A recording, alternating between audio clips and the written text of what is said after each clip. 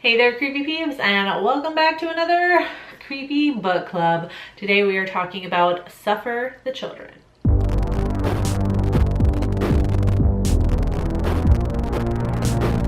Really quick though, before I get into anything else, I want to say thank you to my creepy patron peeps for your support of my channel. Thank you so much. If you want to find out the perks to being a creepy patron peep, you can follow that link in the description. Written by Craig DeLuey and published by Gallery Books back in May of 2014, Suffer the Children follows various parents who all live in the same city when a disease kills all young children across the globe. The disease, called Herod syndrome, not only kills the children but brings them back after 3 days, but soon the children begin to crave blood. In fact, the blood is the only thing that keeps the children alive, forcing their parents to ask themselves how far they are willing to go for their children. All right, so you guys probably heard in a couple of different videos, and if you follow me on social media, I started an actual creepy book club.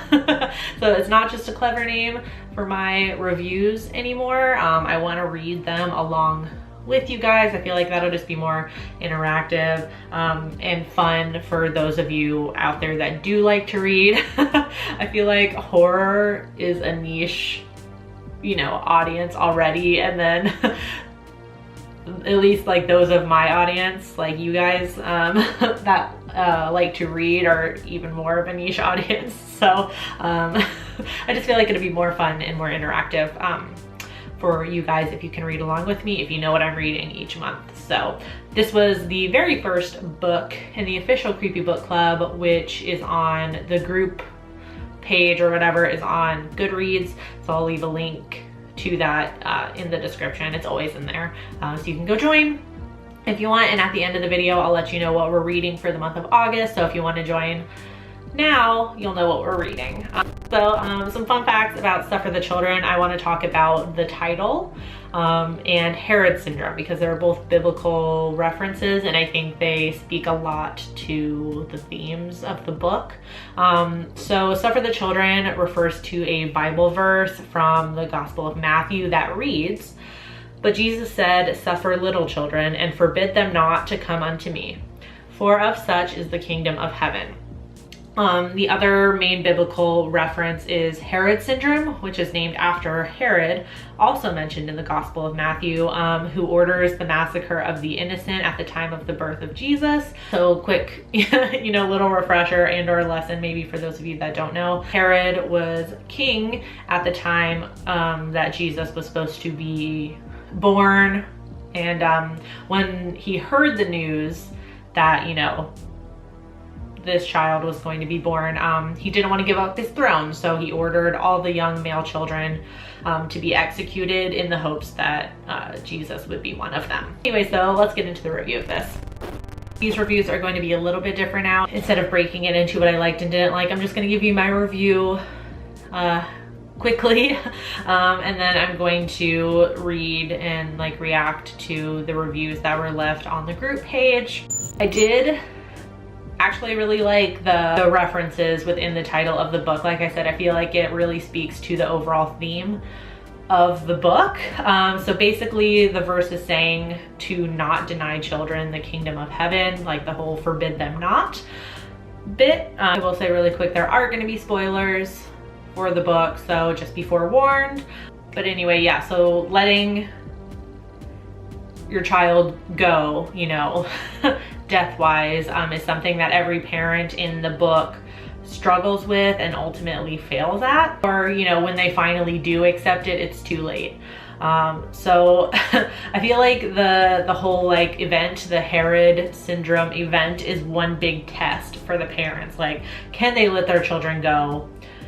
Yes, it's a tragedy, and it's maybe not necessarily their time to go, but this is just what's happening. And if they can't let them go, they're going to destroy the world in order to keep them alive. As you can imagine, some of you may have picked up, if they need blood to survive, human blood. And there is a very sad part for those of you that don't like the dog dying, where they try to give children animal blood and it doesn't work. So you can imagine the world vastly changes in the book when everybody all of a sudden finds out that blood will keep their children alive. And as a parent, I mean, as a human, you can only give so much. So it's not like the parents can give blood every single day to their children, you know? So it becomes people start to go crazy in the book, getting blood from other people and killing each other. And they really destroy the world because they aren't able to let their children go.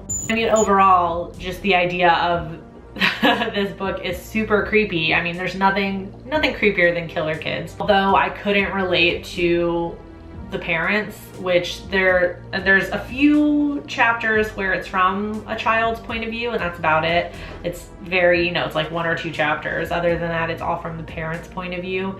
So as somebody who is not a parent, nor do I want to be a parent, it was hard for me to relate to the characters on that level. Like, I could understand, like, their pain of like not wanting to let their children die, but after a while, like, I just like couldn't help but think, like, why don't you just like let them die and move on? Like, can't you see that the world is destroyed because of you guys? And it's like, I just couldn't relate to them on that level at a certain point. Also wish there had been more of the kids attacking the adults. Like, it is I mean, they really go through this entire event, like, and it's really a lot about the parents suffering, like when they think their children are dead and gone forever, and then when they come back, and then them finding out that blood keeps them alive and things like that. There's very few scenes where the children are starting to kind of take over a little bit, and it does take a while to develop. Like, at first when they give the children blood, it's like their children are back, they seem exactly the same, and the more blood they drink, the more they turn into monsters, and the more they lose their own memories and their sense of who they were before. So that takes a while, so I kind of understand, but there were some really terrifying scenes, where the children were kind of hunting the adults, and I wish there was a little bit more of that.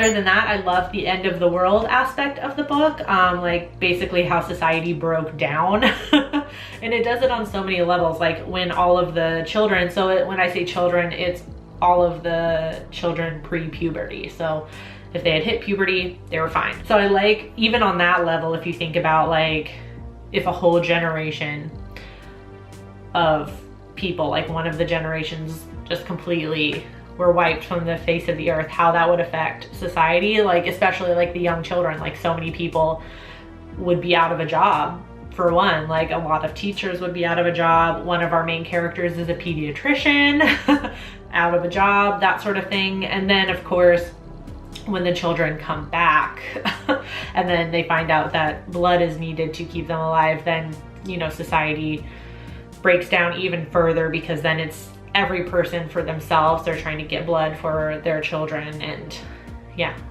doing some not so good things to get that blood also. The 20 members that we have in the group, I only saw 2 reviews, so I don't know how if I want to like read their entire review. They're not long or anything like that, or if I just want to summarize it. But the first one is from Marsha, aka Moonraven83. Also wanted more of the kids being hunger crazed and kind of hunting the adults. I agree with you. Like a world more where the virus kills kids and people can no longer have kids. Like, it's definitely, she thought it was a cool concept and enjoyed it a lot. So agree with you, Marsha. And then Melissa also really enjoyed the book. She wrote she finished it in 2.5 days. Like, I mean, damn girl. The characters were well written, and even she couldn't relate to them though, and she's a parent, which I thought was super interesting. I thought it was maybe just because I wasn't a parent. She said, it's like they made choices most people wouldn't make. However, this same reason made me want the children to eat everyone.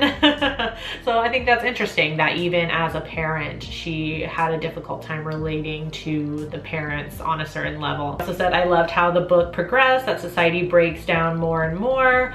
Overall, the book is a mindfuck in a good way. I agree for sure. And she gives it a 4 out of 5. So awesome. Yep, I totally agree.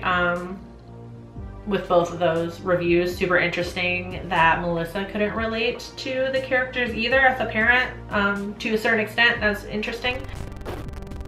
Is it worth the read? I say absolutely. Like, I think it's super creepy and it reads very easily. So, you know, if you're somebody that doesn't like too much, you know, like exposition and explanation and going deep into things, this is a really good one. It definitely makes you think. It has a lot to discuss, you know, about like, you know, the world ending and like what would you do sort of situations. So it's definitely, and it's, you know, it reads very quickly. Like Melissa said in her review, she finished it in 2.5 days. Like you just want to keep going and going. So I'm gonna give it a 3 out of 5. On barnesandnoble.com, it has a 4.7 out of 5. On Goodreads, it has a 3.85 out of 5, and on Amazon, it has a 4.5 out of 5. If you have read Stuff for the Children, please let me know in the comment section down below what you thought about it, and let me know what you would do in this situation, even if you haven't read the book. Like, what would you do if all of the children in the world suddenly died? What would you do in that situation, for one? And then what would you do then if they came back and wanted blood? All right, so for those of you that are in the book club and want to know what we're reading next, and for those of you that aren't in the book club yet and you're thinking about joining and you want to join now, I'm gonna let you know what we're reading next. My Instagram followers to help me pick the first book, just because it was just me picking it. But from now on, it's just the Creepy Book Club members that are going to be picking the books that we're reading. I think that's fair, given that they're reading them along with me. So I asked them for their suggestions, and then from all their suggestions, I just made a poll and they voted. And the next book we are going to be reading for the month of August is Meddling Kids by Edgar Cantero, which I know I definitely shared this in a haul before. Yeah, and I still hadn't read it. I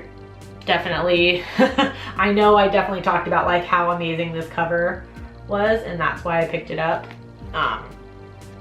It's just amazing. I love the neon colors.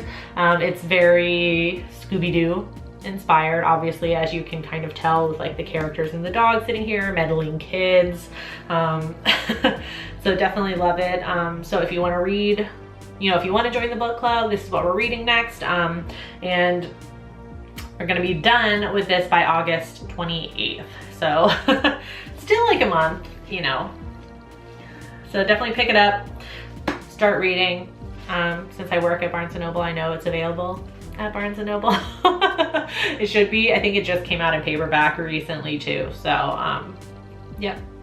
There you go. I do hope you enjoyed this video. If you did, please give it a thumbs up. Subscribe if you're new here and become a Creepy Peep today. I post videos Monday through Friday, and you can ring that notification bell down there to be notified every time I post a video also. Thank you so much for watching, and until next time, stay strange. Bye!